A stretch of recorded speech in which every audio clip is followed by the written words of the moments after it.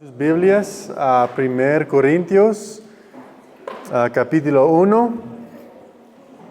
Si recuerdan, la semana pasada comenzamos oficialmente un nuevo estudio, repasando el libro de 1 Corintios. Y hoy continuamos este estudio con los versículos 10 al 17. 10 al 17. La semana pasada hablamos sobre tener una fundación en el Evangelio, de cómo eso es lo que debería unirnos. Y solo desde esta fundación se puede recibir bien la corrección, lo cual es lo que es esta carta. Una carta que Pablo escribió a la iglesia de Corinto para corregirlos, no con ira, sino con amor. Era una iglesia joven en un lugar difícil y diverso, y por eso Pablo les ofrecía instrucción sobre cómo estar unidos, cómo evitar la división y cómo tratar el conflicto, cómo ser una iglesia en el mundo que no es del mundo.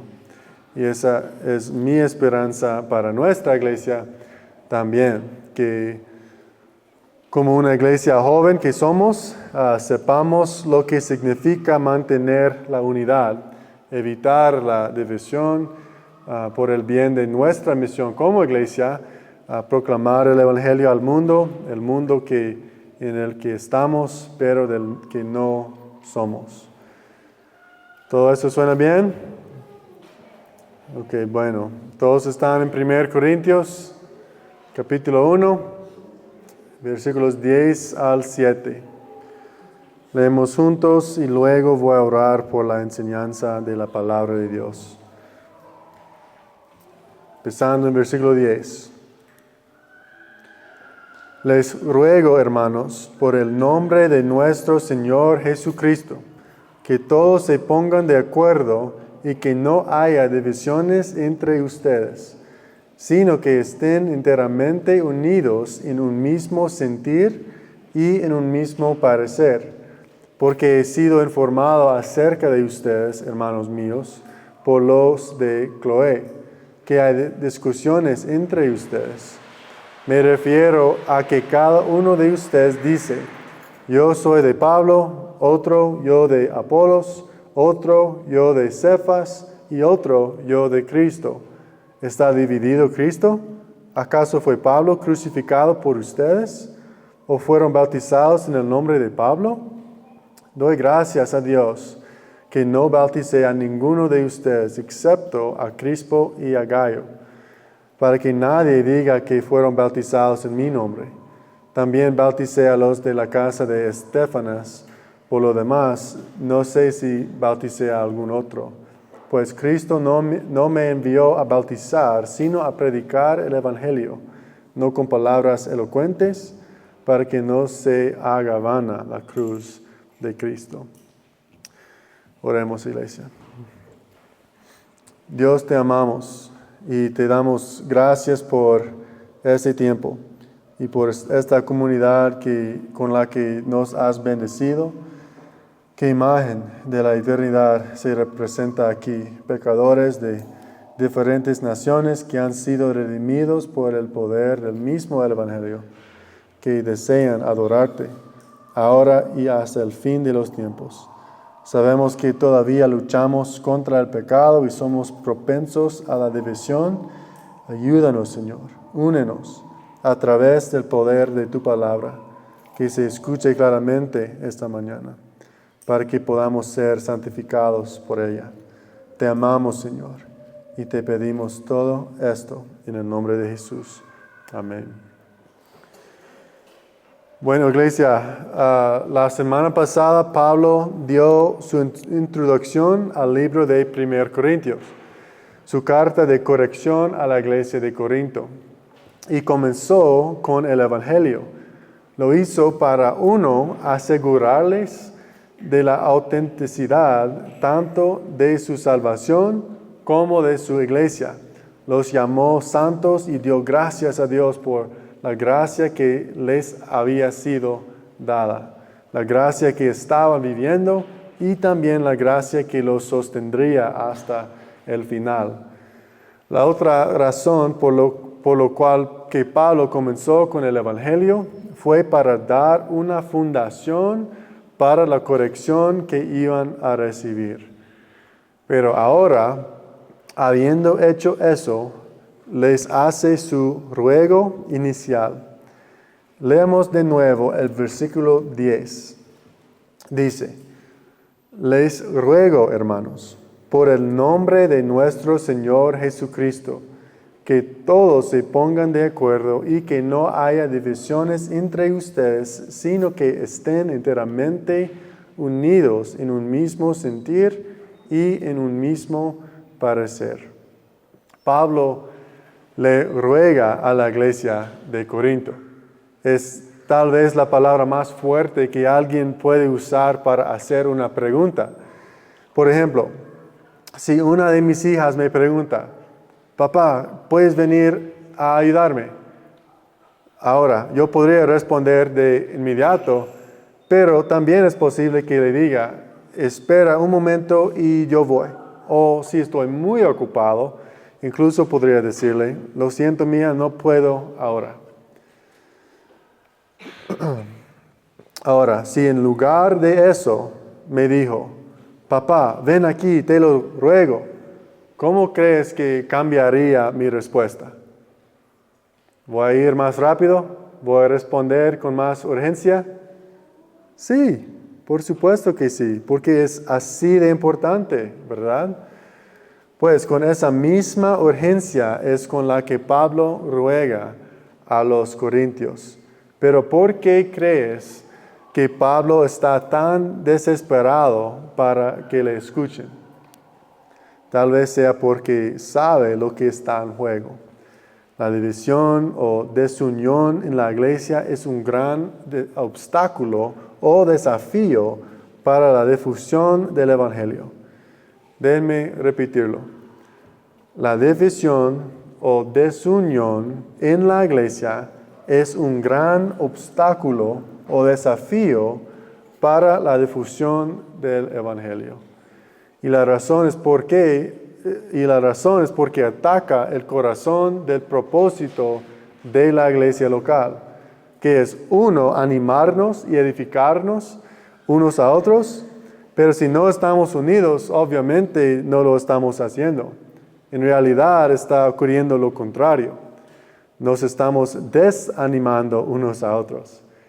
Pero el otro propósito de la iglesia es proclamar el Evangelio.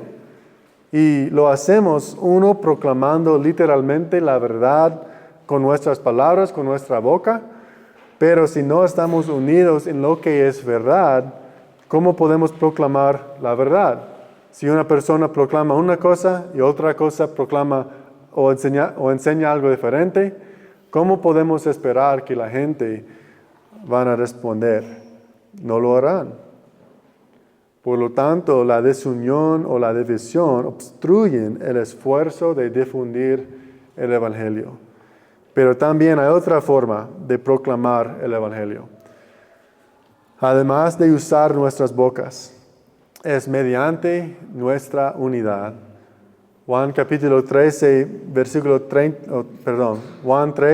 versículo 35 dice, en esto conocerán todos que son mis discípulos, si se tienen amor los unos a los otros. Voy a leerlo otra vez.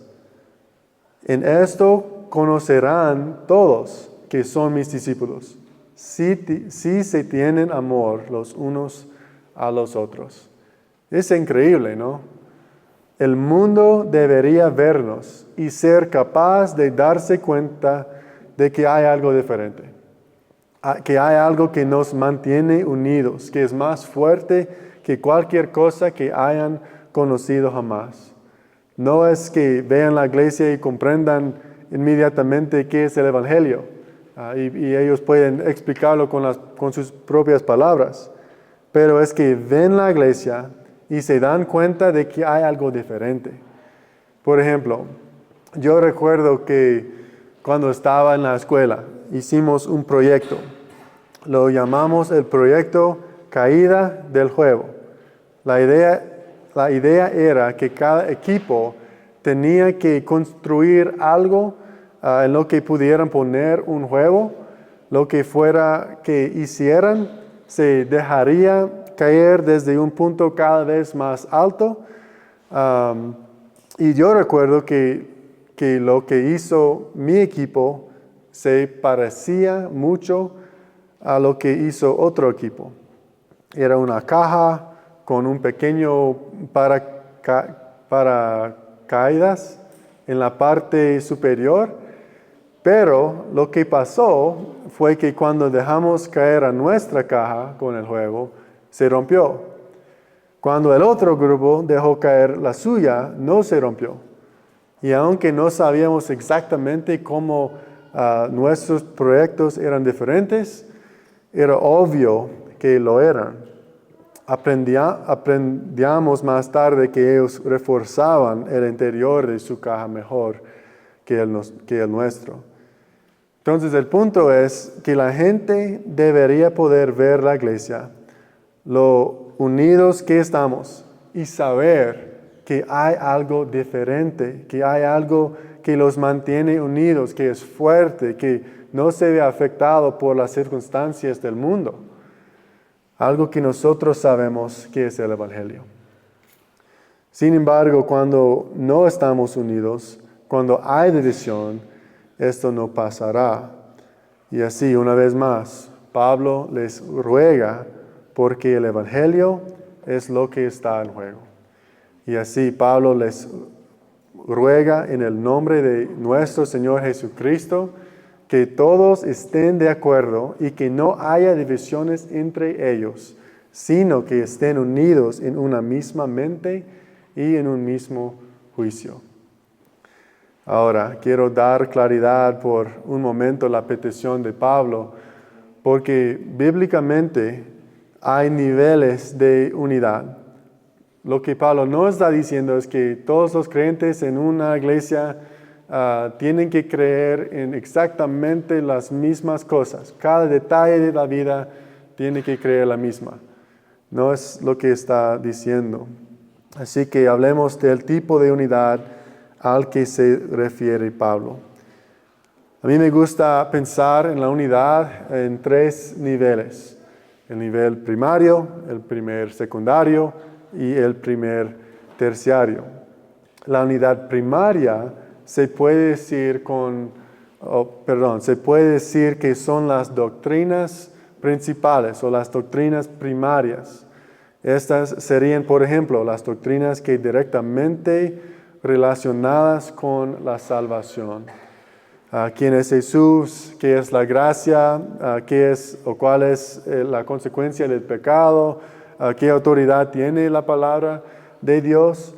Las llamamos primarias porque lo que está en juego aquí es la salvación. Las personas que no creen que Jesús es Dios, por ejemplo, ahí no hay compromiso posible. Esa persona no sería cristiana. Las personas que piensan que la gracia se puede ganar con buenas obras, también no son cristianas. Ahora, probablemente haya menos verdades en la categoría primaria que en las otras, pero son las más importantes. La división aquí tiene ramificaciones salvíficas y por eso luchamos por estas verdades. Entonces es el nivel primario.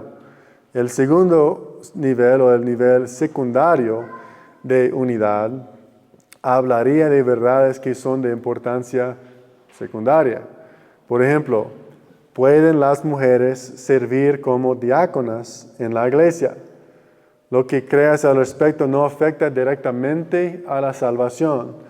Por lo tanto, si hay una iglesia que cree que las mujeres pueden servir como diáconas y otra que cree que no pueden, no pasa nada. Ambas pueden seguir siendo iglesias auténticas. No tenemos que cuestionar la salvación de ninguna de las dos iglesias basándonos en esa creencia. Sin embargo, es probable que esas dos iglesias tengan que seguir siendo iglesias separadas, porque es una diferencia en doctrina que tiene un efecto práctico, ¿verdad? También es posible en esta categoría o en este nivel que la división y sus efectos prácticos tengan su origen no en una diferencia de doctrina, pero en pecado. Por ejemplo, una iglesia se divide porque a algunas personas les gusta la música moderna y alegre y a otras les gustan los himnos tradicionales. Este sería un caso en el que ambas partes no entienden lo esencial, lo es más importante en el propósito del tiempo de adoración. No es el estilo, es el corazón en lo que están haciendo.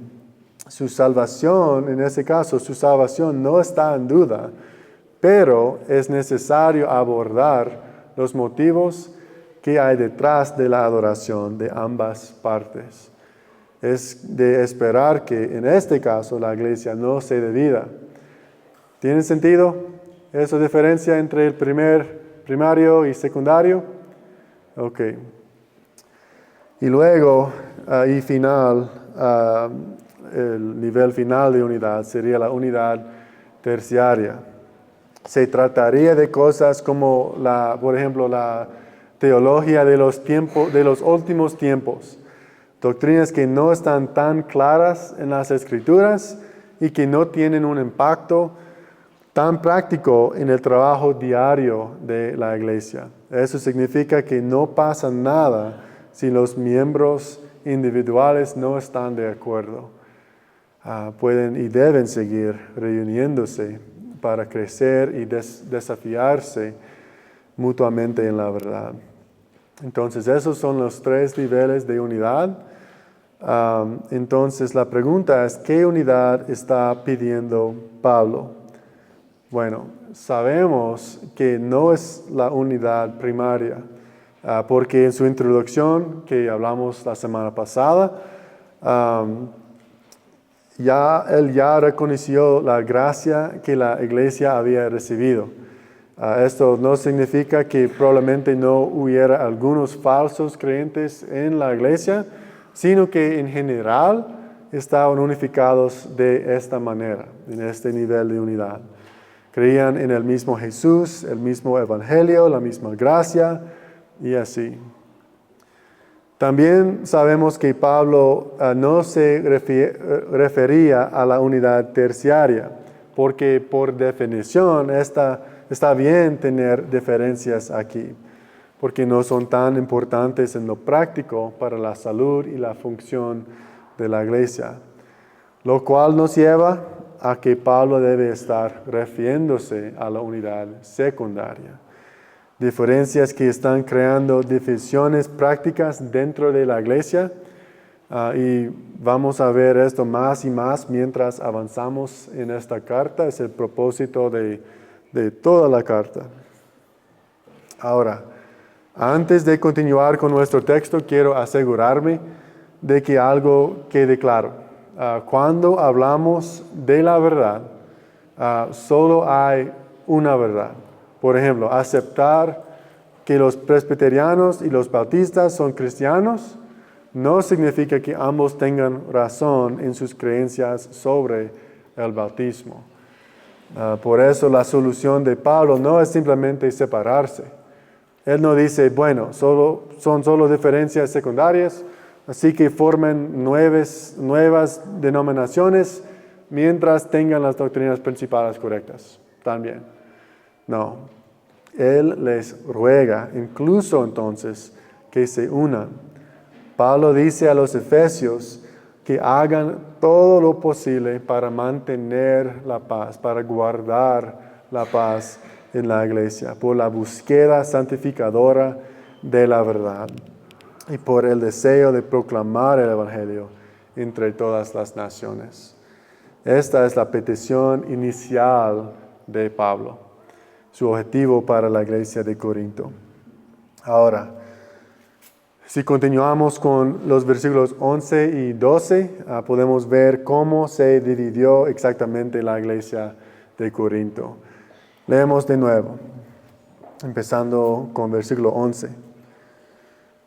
Porque he sido informado acerca de ustedes, hermanos míos, por los de Cloé, que hay discusiones entre ustedes.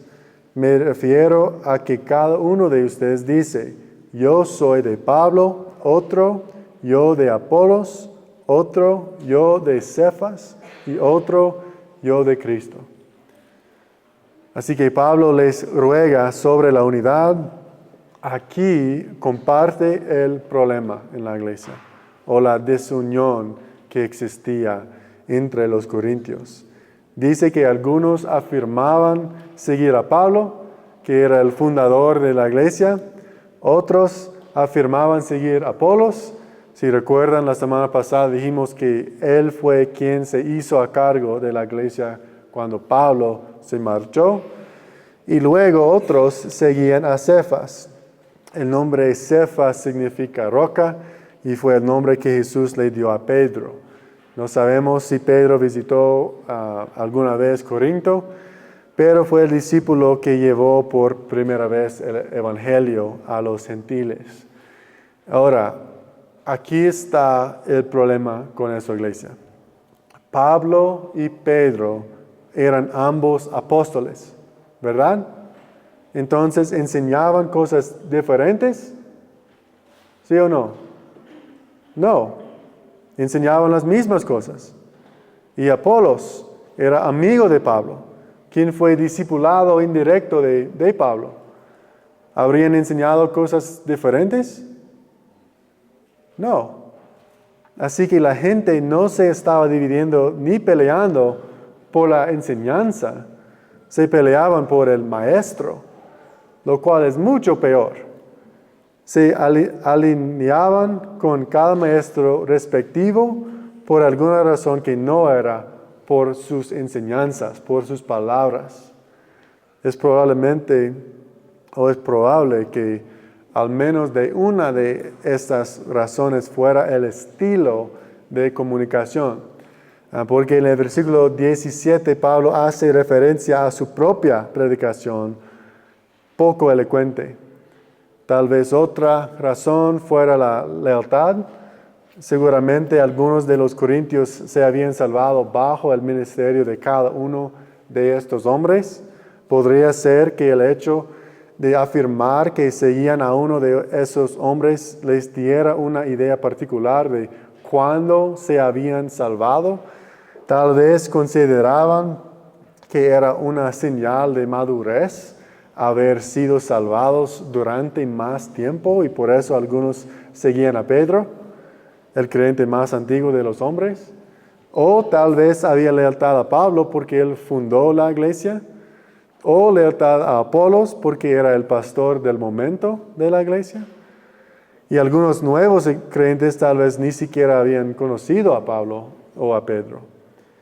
Y luego en el texto leemos que había otros que afirmaban seguir a Cristo, lo cual podría considerarse el grupo bueno o el grupo correcto, pero Pablo parece mencionarlos con una connotación negativa.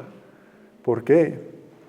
Así que tal vez este grupo rechazaba por completo la necesidad de un maestro. Y yo sé que yo he oído eso muchas veces a lo largo de los años. Personas dicen, no necesito ir a la iglesia, solo necesito a Jesús. Y suena bien, pero si Jesús dice que necesitas la iglesia, entonces ¿qué? Necesitamos la iglesia, necesitamos maestros y líderes. Entonces todo eso para decir que la gente estaba dividida y su división estaba afectando a la iglesia de manera práctica. Esto entra en la categoría secundaria, ¿verdad?, de los niveles de la unidad. Y en este caso tiene su origen no en una diferencia de doctrina, pero en el pecado. Daban prioridad a razones superficiales para alinearse con uno de los maestros.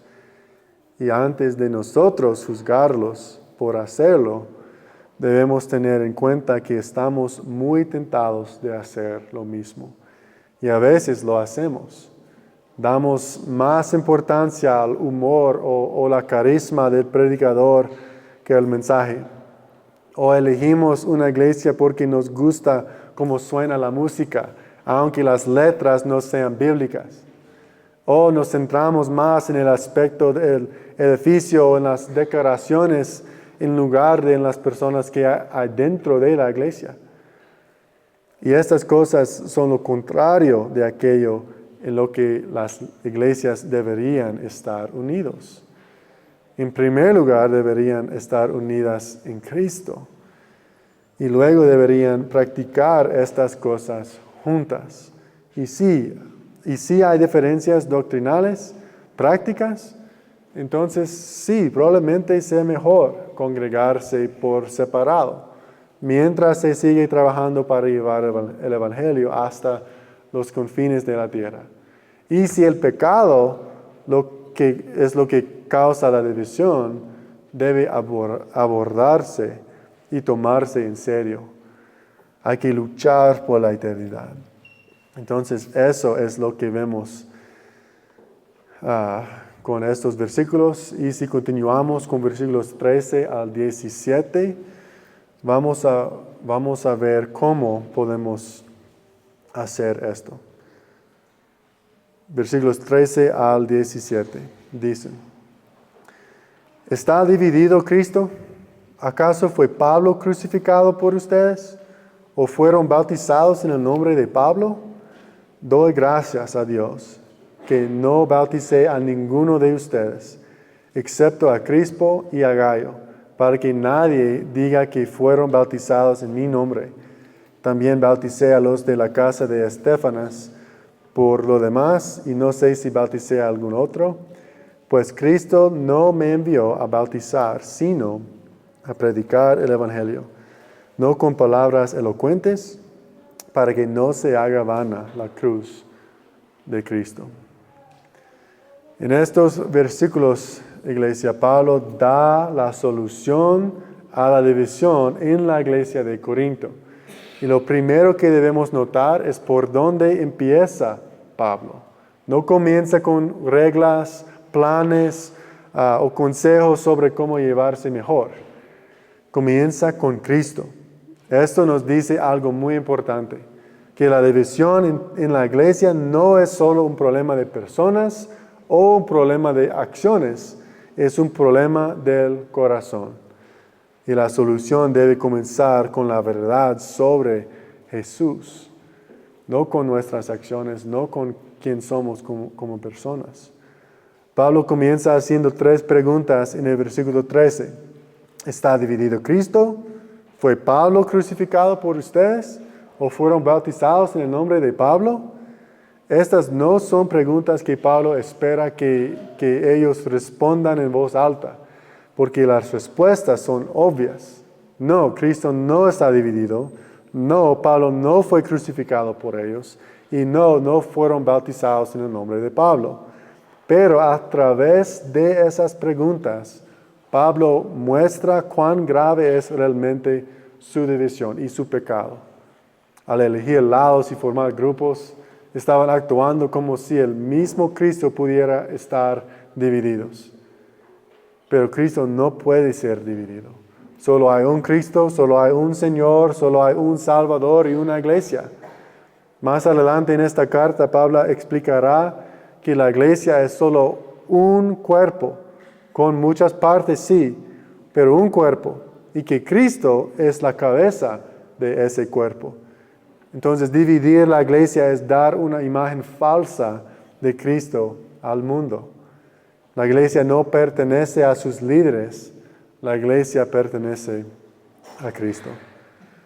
Pablo entonces dirige su atención a la cruz cuando pregunta: ¿acaso fue Pablo crucificado por ustedes? Esta pregunta va directamente al centro del Evangelio. ¿Quién murió por ustedes? ¿Quién tomó su lugar? ¿Quién pagó por sus pecados? La respuesta no es Pablo, ni Apolos, ni Pedro. La respuesta es solo Jesucristo. La cruz es la única razón por la que existe la iglesia. Y es la única manera verdadera en que la iglesia puede estar unida. Esta es una verdad clave que vemos a lo largo de toda la Biblia. No estamos unidos primero unos a otros, estamos unidos primero a Cristo, y cuando alguien pone su fe en Jesús, se une a Él, y como todos los creyentes están unidos al mismo Salvador, también están unidos unos a otros. Este orden es muy importante. Cuando Cristo permanece en el centro, la unidad es posible. Cuando Cristo es apartado, comienza la división. Pablo luego habla del bautismo. Él pregunta, ¿o fueron bautizados en el nombre de Pablo?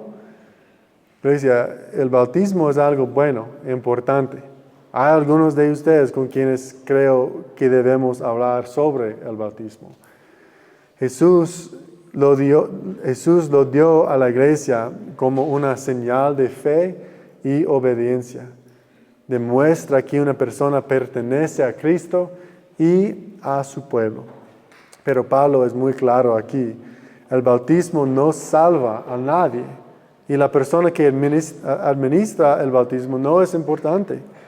Por eso Pablo dice que está agradecido de haber bautizado solo a unas pocas personas en Corinto.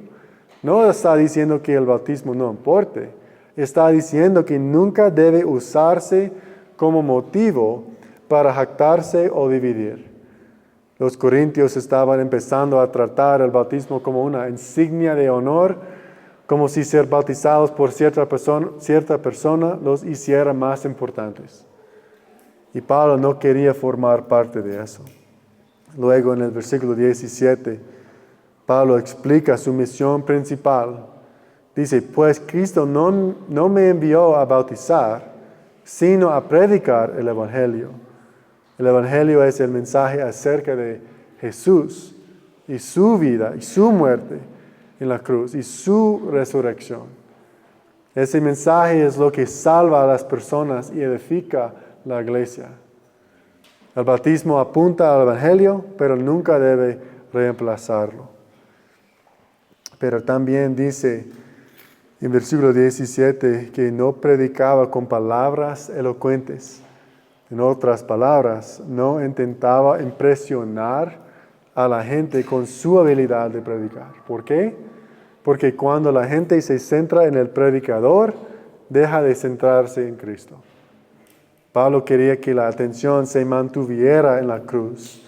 La sabiduría humana puede hacer que un predicador parezca grandioso, pero solo el Evangelio tiene el poder de cambiar los corazones. Piénsalo de esta manera. Imagina a un grupo de personas caminando por un lago helado. Lo que los mantiene a salvo no es la confianza que sienten ni quien los guía.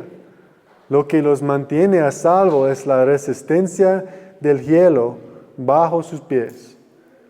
Y Jesucristo es esta fundación sólida por nosotros. Cuando todos confían en Él, pueden caminar juntos. Pero cuando las personas comienzan a confiar en otras cosas, el grupo comienza a dividirse.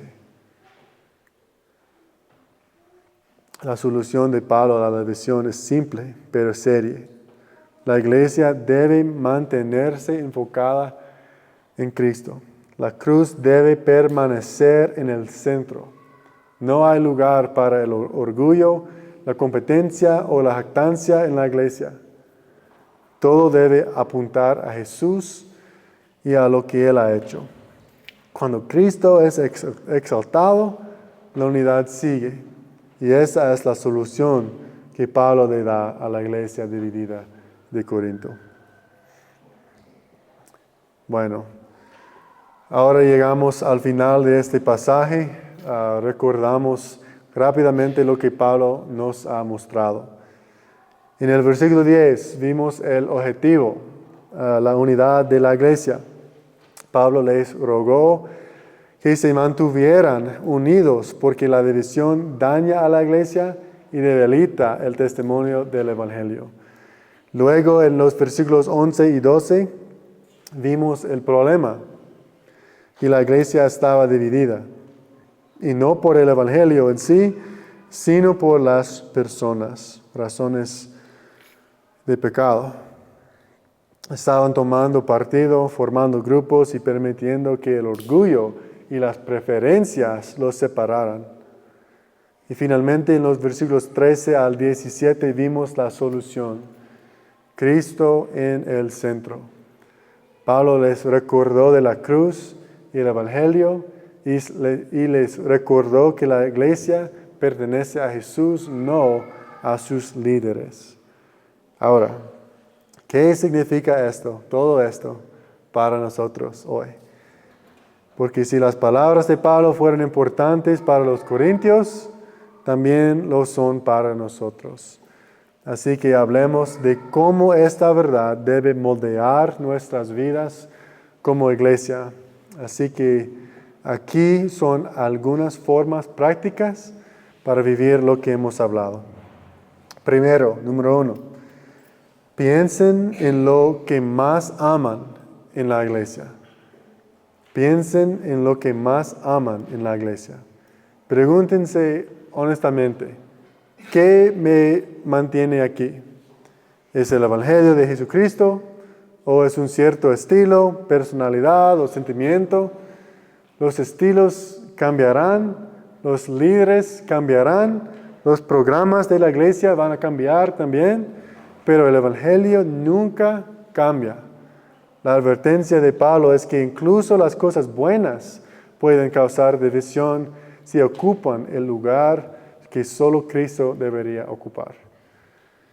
Segundo, número 2, no permitas que tus palabras causen división. No permitas que tus palabras causen división. Pablo dijo que había disputas o discusiones entre ellos. Eso no pasó de repente, iglesia. Ocurrió a través de conversaciones, comentarios y quejas. La división normalmente crece silenciosamente antes de hacerse evidente. Así que ten cuidado con tus palabras. Ten cuidado con lo que dices sobre los líderes, sobre otros creyentes y sobre la iglesia. La unidad se protege o se daña con lo que decimos. Tercero, número 3. Cuando pase la tensión o el conflicto, y va a pasar, vuelve a la cruz. Cuando pase la tensión o el conflicto, vuelve a la cruz. Recuerda las verdades sencillas, pero poderosas del Evangelio. ¿Murió Jesús por mí? ¿Murió Jesús por ellos? La respuesta es sí. Y cuando recordamos eso, el orgullo comienza a disminuir. La cruz nos recuerda que todos llegamos a Dios de la misma manera, como pecadores salvados por gracia. Y es muy difícil permanecer enojados o divididos cuando estamos juntos al pie de la cruz. Y por último, número 4. Mantén lo principal como lo principal. Mantén lo principal como lo principal. Pablo dijo que su misión era predicar el Evangelio. El bautismo es importante. La enseñanza es importante. La vida de la iglesia es importante. Pero nada de eso es el centro. Jesús es el centro. Su vida, su muerte y su resurrección son el centro. Cuando Cristo permanece en el centro de la iglesia, la unidad crece. Cuando otra cosa ocupa su lugar, la división nunca tarda en aparecer. Así que, iglesia, mientras avanzamos juntos, mantengámonos cerca de Cristo. Porque cuanto más cerca estemos con Él, más cerca estaremos unos con otros. ¿Verdad? Bueno, oremos.